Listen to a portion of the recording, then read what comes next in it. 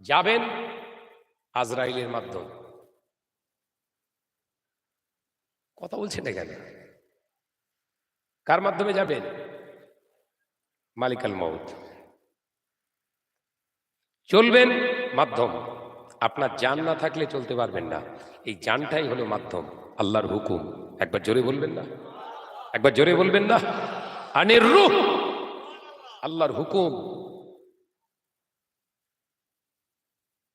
বেঁচে আছেন মাধ্যম। কিসের কিসের মাধ্যম? শ্বাস প্রশ্বাস নিচ্ছেন, এর ভিতরেই আল্লাহর রূহ লুকিয়ে রেখে দিয়েছে। ওই শ্বাস প্রশ্বাস যতদিন চলবে আপনি চলতে পারবেন। শ্বাস প্রশ্বাস নেই, কবর। আলোচনা বুঝতে পারছেন তো নাকি? তাহলে মৌলী সাহেবরা সব কি করছে বুঝতে পেরেছেন তো? নবী বললেন আলেমরা হচ্ছে আমার ওয়ারিস, আলেম সম্প্রদায় হচ্ছে আমি নবী আমার উত্তরসূরি। আর এই আলেমরাই মানুষকে এখন পথভ্রষ্ট করছে।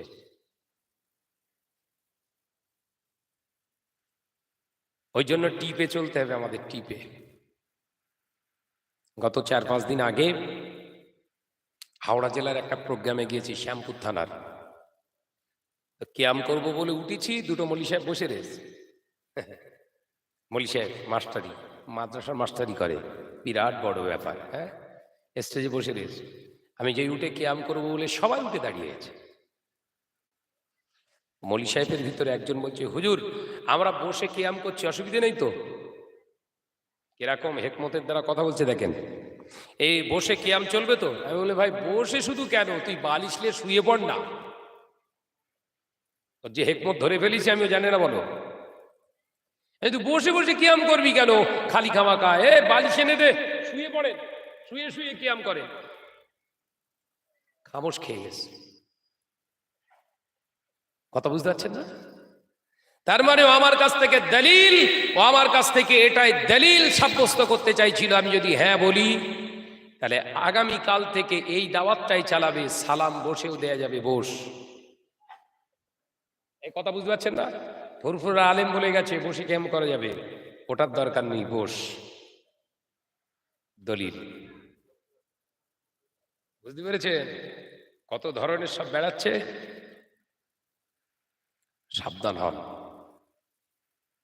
আপনারা তো হুগলি জেলার মানুষ, দাদা হুজুর পীর কেবলার কাছের মানুষ আপনারা, আপনাদের আরো সচেতন হতে হবে। আমাদের ঘরের ছেলে সব বাইরে যাচ্ছে, কোথায় কার কি দেখে এসছে, বাড়ি এসে শুরু করছে। টাকা রোজগার করতে এসেছিস, ওখানে টাকা রোজগার করতে, টাকা রোজগার করে ঘরে ফিরে আয়, ইমানটা শেষ করে রেখে আসিস নি। হাত জোড় করে বলতেছি। পরছিল এরকম ভালো টুপি, হঠাৎ করে হুজলো মতো টুপি পরে ঘরে চলে এসে। ও কোথা পেলি? বলে ওইটা ওখানে বিরাট চলে, ওখানে চলে, ওখানে চলুক না, একে যেটা চলছে এটা চালা। ও ঘাড়ে করে বয়ে নিয়ে চলে এসছে। আনতে গিয়েছিল টাকায়, ভুল বলছি না ঠিক বলছি? আনতে গিয়েছিল টাকা, এনেস কি লম্বা টুপিলে হাজির করে। আমার কথা রাগ করছেন বাপ? ভালো করে বোঝো, হেলেন।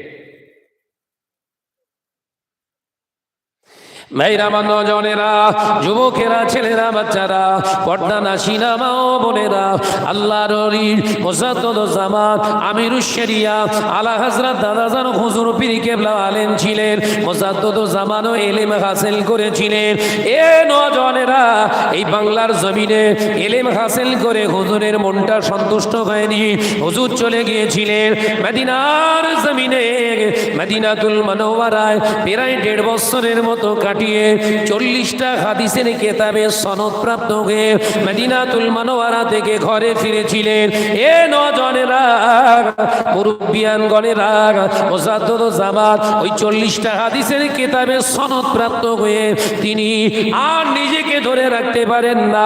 জাতির জন্য জাতি কি করে বাঁচবে, নবীকে কি করে পাবে, কোন রাস্তায় গেলে আল্লাহকে পাবে, এই চিন্তা নিয়ে গোটা বাংলার জমিনে, এপার বাংলা ওপার বাংলা, হুজুর আমার ত্রিপুরা, মিজোরাম, আসাম সহ বিভিন্ন জায়গায় গিয়ে গিয়ে এইরকম দিনী মজলিসের মাধ্যমে ঈমান হারা মুসলমান, পথ হারা মুসলমানদের ঈমানি নূর তিনি ফিরিয়ে এনেছিলেন।